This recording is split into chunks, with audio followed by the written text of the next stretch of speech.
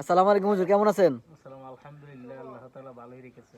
এখন আপনি যে এই মসজিদের এত সুন্দর একটা পরিবেশ করেছেন দেখেন, মানে ফুলের চারা, ফলের চারা, দেখেন কত সুন্দর একটা পরিবেশ করেছেন। সবাই তো এই পরিবেশ দেখে অনেক মানে ভালো লাগতেছে সবার কাছে। হুজুরের উদ্যোগে এই অজুখানাটা হয়েছে নতুন, দেখেন খুব সুন্দর একটা জায়গা। এই যে এই যে ফুলের চারাগুলো কত সুন্দর, একমাত্র আমাদের এই হুজুরের উদ্যোগে এইগুলো হয়েছে। আগে কিন্তু এই মসজিদে এগুলো ছিল না। হুজুর, মানে আপনার কাছে কেমন লাগতেছে? ভালোই। এখন আসলে আপনার উদ্যোগটা অনেক অনেক ভালো, মানে অনেক সুন্দর একটা উদ্যোগ। সবাই খুব আনন্দিত এই উদ্যোগে। সবাইকে কিছু বলুন।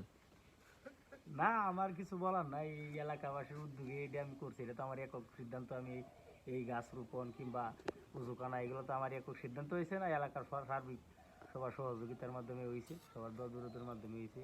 আমি চাই যে ভবিষ্যতে এই মসজিদটা যাতে আরও উন্নত হয়, মুসল্লিরা যাতে মসজিদমুখী হয়, মানুষ যাতে গান বাজনা ছেড়ে দিয়া ইসলামমুখী হয়, এটাই লোকে আমার প্রত্যাশা জনগণের।